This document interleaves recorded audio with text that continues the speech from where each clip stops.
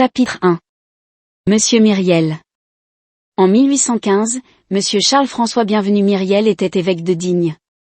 C'était un vieillard d'environ 75 ans, il occupait le siège de Digne depuis 1806.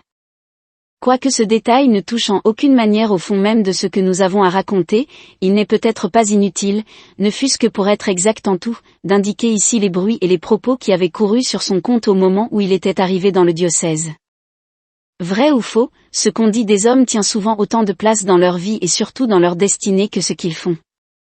Monsieur Myriel était fils d'un conseiller au Parlement d'Aix, noblesse de robe.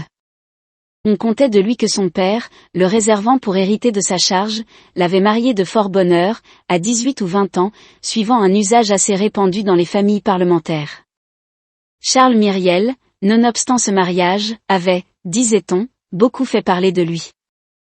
Il était bien fait de sa personne, quoique d'assez petite taille, élégant, gracieux, spirituel. Toute la première partie de sa vie avait été donnée au monde et aux galanteries.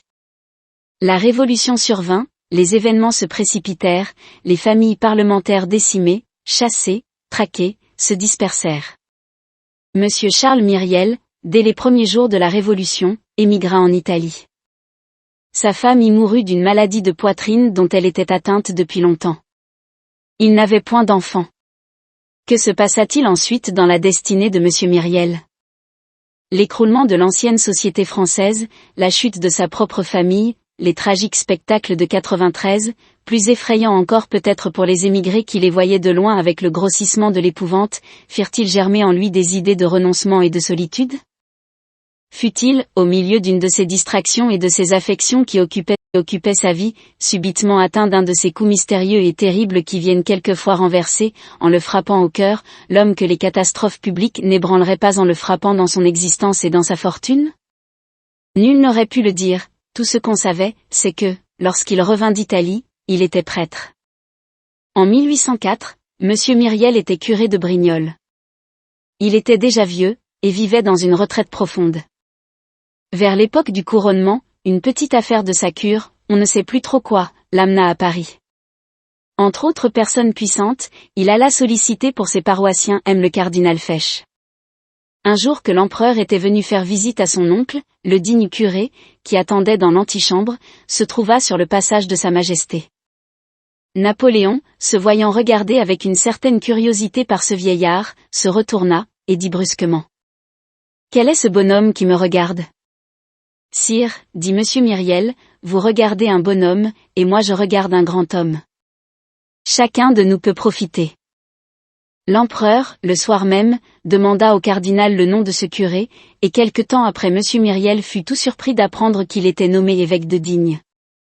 Qu'y avait-il de vrai, du reste, dans les récits qu'on faisait sur la première partie de la vie de Monsieur Myriel? Personne ne le savait. Peu de familles avaient connu la famille Myriel avant la Révolution.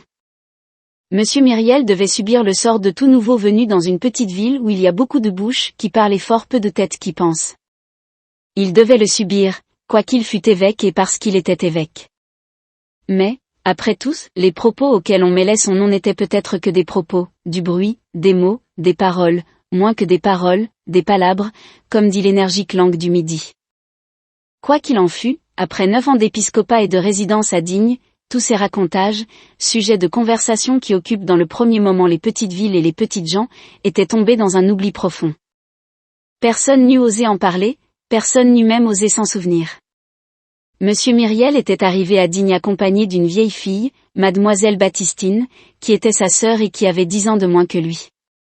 Ils avaient pour tout domestique une servante du même âge que mademoiselle Baptistine, et appelée madame Magloire, laquelle, après avoir été la servante de le curé, prenait maintenant le double titre de femme de chambre de mademoiselle et femme de charge de monseigneur.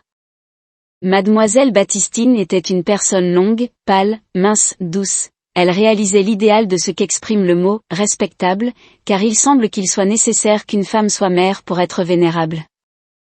Elle n'avait jamais été jolie, toute sa vie, qui n'avait été qu'une suite de sainte œuvre, avait fini par mettre sur elle une sorte de blancheur et de clarté, et, en vieillissant, elle avait gagné ce qu'on pourrait appeler la beauté de la bonté. Ce qui avait été de la maigreur dans sa jeunesse était devenu, dans sa maturité, de la transparence, et cette diaphanéité laissait voir l'ange. C'était une âme plus encore que ce n'était une vierge. Sa personne semblait faite d'ombre, à peine assez de corps pour qu'il y eût là un sexe, un peu de matière contenant une lueur, de grands yeux toujours baissés, un prétexte pour qu'une âme reste sur la terre. Madame Magloire était une petite vieille, blanche, grasse, replète, affairée, toujours haletante, à cause de son activité d'abord, ensuite à cause d'un asthme. À son arrivée, on installa Monsieur Myriel en son palais épiscopal avec les honneurs voulus par les décrets impériaux qui classent l'évêque immédiatement après le maréchal de camp. Le maire et le président lui firent la première visite, et lui de son côté fit la première visite au général et au préfet. L'installation terminée, la ville attendit son évêque à l'œuvre.